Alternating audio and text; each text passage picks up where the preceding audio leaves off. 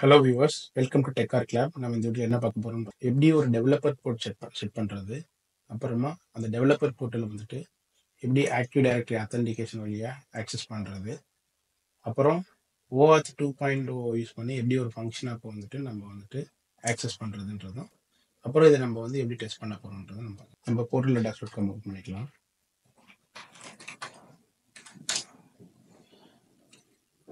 நான் ஆல்ரெடி வந்துட்டு APM create பண்ணியிருக்கிறேன்.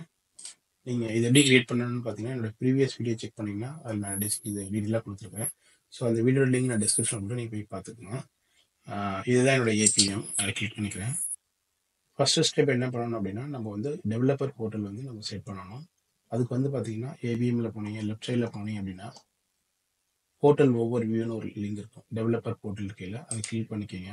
இதை கிளிக் பண்ணிவிட்டு நீங்கள் எனேபிள் கார்ஸ் இந்த பட்டனை கிளிக் பண்ணிங்கன்னா கார்ஸ் எனேபிள் ஆயிரும். இது எதுக்குன்னு பார்த்தீங்கன்னா, நம்ம டெவலப்பர் போர்ட்டலில் வந்துட்டு வந்து வேறு ஒரு டொமைன் இருக்கும். அதனால் நம்ம கிராஸ் ஆர்ஜினில் ஆக்சஸ் பண்ணணும். அதனால வந்துட்டு இதை ஃபஸ்ட் எனேபிள் பண்ணிக்கணும். ரெண்டாவது வந்துட்டு அஷூர் ஆக்டிவ் டைரக்டரி கான்ஃபிகரேஷன் பண்ணிக்கணும். அந்த போர்ட்டலில் ஆக்சஸ் பண்ணும்பொழுது நம்ம லாகின் பண்ணுறதுக்கு வந்து அஷூர் ஆக்டிவ் டைரக்டரியில் வந்துட்டு ஒரு சர்வீஸ் அப்ளிகேஷன் கிரியேட் பண்ணணும். அந்த சர்வீஸ் அப்ளிகேஷனுக்கு வந்துட்டு இந்த எனேபிள் அஷூர் ஐடின்னு கொடுத்தீங்க அப்படின்னா உங்களுக்கு வந்துட்டு இமீடியட்டாக வந்துட்டு உங்களுக்கு வந்துட்டு அந்த சர்வீஸ் அப்ளிகேஷன் கிரியேட் பண்ணி ஆக்டிவ் டைரக்டரி உங்களுக்கு எனேபிள் ஆயிரும். இது ரெண்டையும் பண்ணதுக்கு அப்புறமா பப்ளிஷ்னு கிளிக் பண்ணீங்க அப்படின்னா உங்களுக்கு வெப்சைட் வந்து பப்ளிஷ் ஆயிரும். இது பப்ளிஷ் ஆனது எப்படின்னு கம்ப்ளீட் ஆயிடுச்சுன்னு பார்க்கறதுக்கு நீங்கள் இந்த ரிவிஷன் டேபை கிளிக் பண்ணீங்க அப்படின்னா இங்கே வந்து உங்களுக்கு ஸ்டேட்டஸ் காட்டும், கம்ப்ளீட்டடாக பெண்டிங்னு சொல்லிட்டு. ஒன்ஸ் கம்ப்ளீட் ஆனோடனே நீங்கள் இந்த டெவலப்பர் போர்ட்டல் வந்து கிளிக் பண்ணிக்கலாம். மேலே ஒரு லிங்க் இருக்கும், அதை கிளிக் பண்ணிங்கன்னா டெவலப்பர் போர்ட்டல் ஓப்பன் ஆகும். நான் வந்து அட்மின்னால எனக்கு அட்மின் வியூவில் ஓப்பன் ஆகுது. அட்மின் வியூவில் ஓப்பன் ஆகும்போது உங்களுக்கு என்ன பண்ணுது பார்த்தீங்கன்னா, நீங்கள் இந்த போர்ட்டலில் வந்துட்டு எடிட் பண்ணிக்கலாம். ஓகே, இதுதான் இந்த போர்ட்டல். நான் வந்து பார்த்தீங்கன்னா இந்த என்னோட டைட்டில் மட்டும் நான் வந்துட்டு என்னோட லோகோ நோட் பண்ணியிருக்கிறேன். அப்புறம் இங்கே டெக்ஸ்ட்டு மாற்றிருக்கிறேன். இப்போ கஸ்டமைஸ் பண்ணுறது நான் வந்து இன்னொரு வீடியோ போடுறேன் உங்களுக்கு. இதுதான் இந்த போர்ட்டல் ஹை லெவல். லெஃப்ட் சைடில் பார்த்தீங்கன்னா உங்களுக்கு வந்துட்டு இந்த பேஜஸ் இத்தனை பேஜ் இருக்குது, சைடோட மெனு, யூஆர்எல்ஸ், பாப்அப்ஸு, அப்புறம் மீடியா ஃபைல்ஸ், ஏதாவது இமேஜ்லாம் அங்கே பண்ணிக்கலாம். அப்புறம் ஸ்டைல்ஸ், கஸ்டமைஸ் ஆட் பண்ணிக்கலாம். ஸோ இது நம்ம எடிட் பண்ணிக்கலாம். நமக்கு ஏற்ற மாதிரி இந்த கலர் அந்த ஸ்டைல்ஸ் நம்ம மாடிஃபை பண்ணிக்கலாம். நான் அதை அடுத்த வீடியோவில் போடுறேன். பட் இதுதான் வந்துட்டு டிஃபால்ட்டாக ஒரு டெவலப்பர் போர்ட்டல். இந்த போர்ட்டலில் பார்த்தீங்க அப்படின்னா உங்களுக்கு பேசிக்கான நீட்ஸ் என்ன இருக்கோ அது எல்லாமே இருக்கும். நீங்கள் ஜஸ்ட்டு கலர் அட்ஜஸ்ட் பண்ணுறது மட்டும் பண்ணால் போதும், அதெல்லாம் டெம்ப்ளேட்டாகவே வந்துடும். நீங்கள் ஏதாவது ஏபிஐ நீங்கள் ஏபிஐ மேனேஜரில் ஆட் பண்ணுறீங்க அப்படின்னா ஆட்டோமேட்டிக்காக இந்த டெவலப்பர் போர்ட்டல் வந்துட்டு லிஸ்ட் அவுட் ஆயிரும்.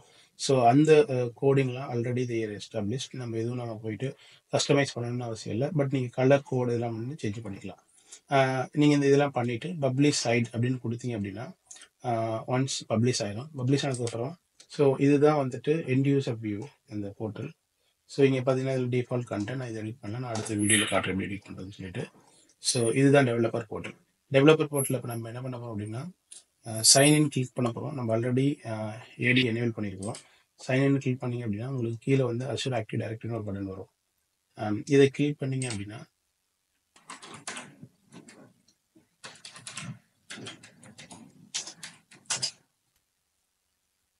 நெக்ஸ்ட் கொடுத்துக்கிறேன். இப்போ பார்த்தீங்கன்னா எனக்கு வந்து போர்ட்டல் வந்து சைன் ஆயிடுச்சு. நீங்கள் சைன் ஆன உடனே நீங்கள் பார்த்தீங்க அப்படின்னா எனக்கு என்னென்ன ப்ராடக்ட் இருக்குன்னு பார்த்தீங்கன்னா நான் வந்துட்டு 2 ப்ராடக்ட் இருக்குது, ஸ்டார்டட் அன்லிமிட்டட்னு சொல்லிட்டு. ஸோ அந்த 2 ப்ராடக்ட்டு நான் வச்சுருக்கேன். இப்போ நான் எந்த ப்ராடக்ட்டை சப்ஸ்கிரைப் பண்ண அன்லிமிட்டட் சப்ஸ்கிரைப் பண்ணியிருக்கேன். நான் இங்கே பார்த்தீங்க அப்படின்னா என்னோட ப்ரொஃபைலில் போய் பார்த்தீங்க அப்படின்னா ஸோ இங்கே உங்களுக்கு தெரியும் நான் வந்துட்டு என்ன ப்ராடக்ட் வந்து சப்ஸ்கிரைப் பண்ணியிருக்கேன்னு சொல்லிட்டு. ஸோ எனக்கு வந்து அன்லிமிட்டட் ப்ராடக்ட் சப்ஸ்கிரைப் அன்லிமிட்டட்ன்றப்ப என்ன ஏபிஐ அவங்க இல்லை பப்ளிஷ் பண்ணாலும் எனக்கு எல்லாமே தெரியும். ஸோ இப்போ நான் அந்த ஏபிஐயில் போய் பார்த்தேன் அப்படின்னா எனக்கு வந்துட்டு இங்கே எந்த ஏபிஐயும் ஃபைண்ட் ஆகலை. ஏன்னா நம்ம இன்னும் ஏபிஐ வந்து இம்போர்ட் பண்ணல ஏபிஐ மேனேஜரில். ஸோ நம்ம நெக்ஸ்ட் வந்து என்ன பண்ண போகிறோம் அப்படின்னா ஏபிஐ மேனேஜரில் போயிட்டு ஏபிஐ இம்போர்ட் பண்ணிவிட்டு அதுக்கப்புறமா அதுக்கு OAuth எனேபிள் பண்ண போகிறோம். ஸோ அதுக்கு நம்ம போர்ட்டல் டேஷ்போர்ட் போய்க்கலாம்.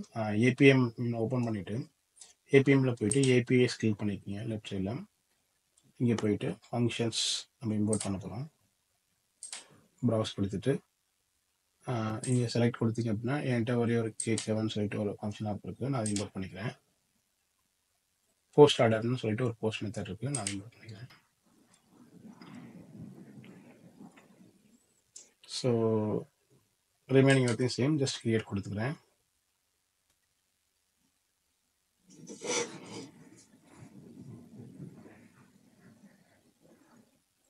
ஒன்ஸ் கிரியேட் ஆனோடனே நீங்கள் செட்டிங்ஸ் கிளிக் பண்ணீங்க அப்படின்னா இங்கே பார்த்தீங்க அப்படின்னா காமனாக எல்லா ஃபங்க்ஷன் ஆஃப் இது கண்டிருக்கிறதுலாம் வந்துட்டு கேட்வே வந்து மேனேஜ்டு பை டிஃபால்ட்டு. நீங்கள் வந்துட்டு எந்த ப்ராடக்ட்டில் இதை வந்து லிஸ்ட் அவுட் பண்ணுறீங்க அப்படின்னு சொல்லிட்டு ஸ்டார்டரு அன்லிமிட்டட் 2 ப்ராடக்ட் இருக்குது. நான் வந்து அன்லிமிட்டடில் போட்டுக்கிறேன். அப்புறம் வந்துட்டு இது வந்து OCM API subscription key base பண்ணி ஆத்தரைசேஷன் ஆகும். அதனால அந்த ஆத்தரைசேஷனுக்கு வந்து நம்ம சப்ஸ்கிரிப்ஷன் எனேபிள் பண்ணிக்கிறோம். அப்புறம் இங்கே வந்து செக்யூரிட்டின்னு ஒன்று இருக்குது. செக்யூரிட்டியில் போயிட்டு OAuth 2.0 எனேபிள் பண்ணிக்கிறேன். நான் இந்த சர்வர் வந்து நான் ஆல்ரெடி கான்ஃபிகர் பண்ணியிருக்கேன். Azure Active Directory OAuth 2. நான் அது எப்படின்னு சொல்கிறேன் உங்களுக்கு. இது செலக்ட் பண்ணிக்கிறேன். நான் செலக்ட் பண்ணிவிட்டு இங்கே வந்துட்டு நீங்கள் ஆப் இன்சைட்ஸ் இந்த ஏதாவது நம்ம இன்கம் கால், அவுட் கோயிங் கால்ஸ் இது எல்லாத்தையும் வந்து லாக்ஸ் பண்ணணும் அப்படின்னா நீங்கள் ஆப் இன்சைட்ஸ் எனேபிள் பண்ணிக்கலாம். ஆல்ரெடி இந்த ஆப் இன்சைட்ஸ் செலக்ட் பண்ணிக்கிறேன். இதுக்கப்புறம் நான் சேவ் பண்ணிக்கிறேன். அதை வந்துட்டு ஓகே, நான் இப்போ சேவ் பண்ணிட்டேன். இப்போ பார்த்தீங்கன்னா இதுதான் என்னுடைய போஸ்ட் ஆர்டர்ன்ற ஃபங்க்ஷனு. இப்போ நம்ம ஏபிஎம்மில் போயிட்டு டெவலப்பர் போர்ட்டில் போய் ரெஃப்ரெஷ் பண்ணோம் அப்படின்னா நமக்கு இந்த ஃபங்க்ஷன் ஆப் வந்து லிஸ்ட் அவுட் ஆகும். பார்த்தீங்கன்னா எனக்கு இந்த ஃபங்க்ஷன் ஆப் வந்துருச்சு. இப்போ இந்த ஃபங்க்ஷன் ஆப் வந்து நம்ம டெஸ்ட் பண்ணிக்கலாம். ஜஸ்ட் கிளிக் பண்ணிவிட்டு இங்கே போஸ்ட் ஆர்டர்ன்னு இருக்கு, நான் ட்ரை அவுட் கொடுக்க போகிறேன். இங்கே பார்த்தீங்கன்னா உங்களுக்கு ஆத்தரைசேஷன் ஃப்ளோ வந்துடும். ஏன்னா நம்ம Azure Active Directory எனேபிள் பண்ணியிருக்கோம்ல, இந்த ஆத்தரைசேஷன் ஃப்ளோ வந்துடும். இங்கே வந்து நம்ம வந்துட்டு லாகின் பண்ணுறது ரொம்ப ஈஸி. ஜஸ்ட் இந்த ஆத்தரைசேஷன் கூட கிளிக் பண்ணிங்கன்னா ஆட்டோமேட்டிக்காக வந்துட்டு நம்ம ஆல்ரெடி சைன் பண்ணியிருக்கனால சிங்கிள் சைன் அன் மூலியமாக வந்து நமக்கு வந்து டோக்கன் ஜென்ரேட் ஆகிடுச்சு. அந்த டோக்கன் நீங்கள் இங்கே ரிவீல் பண்ணிக்கலாம். அதுக்கப்புறம் வந்துட்டு நான் இப்போ வந்துட்டு இதுக்கு ஒரு போஸ்ட் பாடி கொடுக்க போகிறேன். போஸ்ட் மெத்தட்னால நான் சாம்பிள் பாடியை காப்பி பண்ணி போட்டுட்டு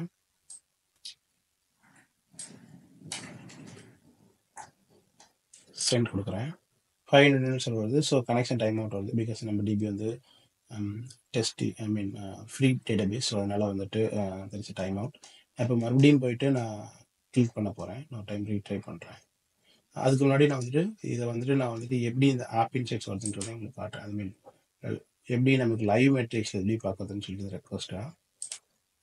ஸோ அதுக்கு நான் என்ன பண்ணுறேன் அப்படின்னா இன்னொரு ஸ்க்ரீனில் வந்துட்டு நான் என்னுடைய ஆப் இன்சைட்ஸ் ஓப்பன் பண்ணிக்கிறேன்.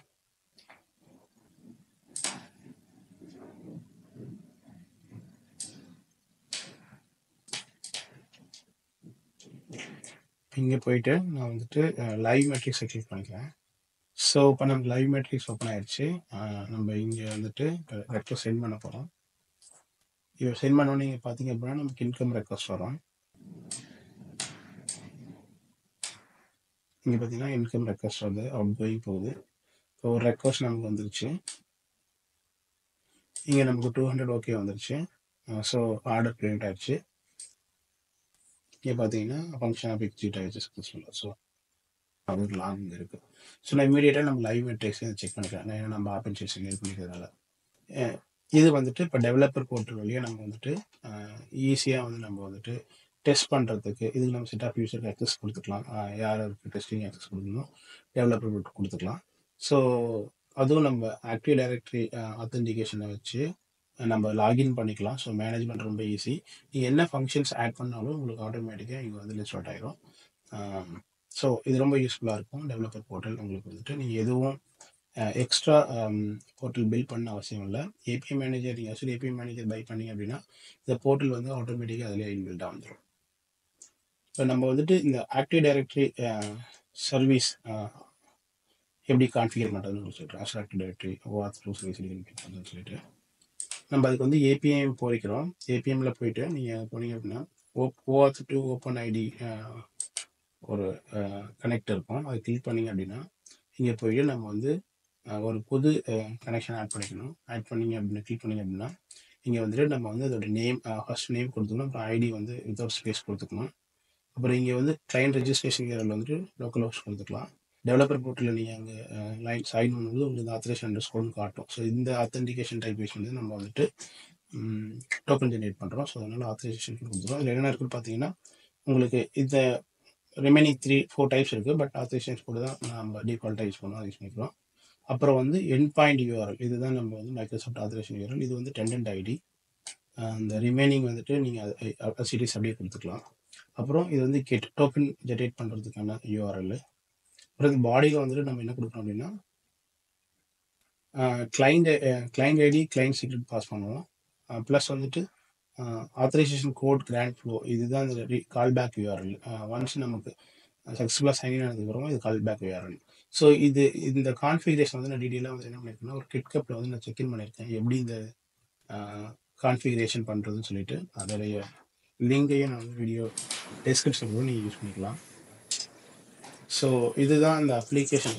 இது வந்து சர்வீஸ் அப்ளிகேஷனுக்கான கான்ஃபிகரேட் பண்ணுறதுக்கான நான் உங்களுக்கு அந்த மேனிஃபெஸ்ட் டெம்ப்ளேட்டே கொடுத்துட்டேன்.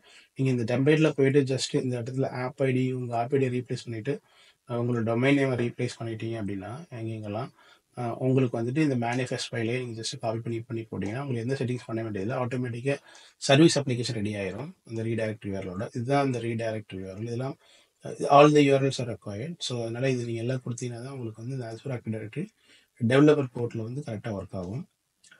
OAuth 2 configuration. OAuth 2 கான்ஃபிகரேஷனுக்கு வந்து தான் நான் வந்துட்டு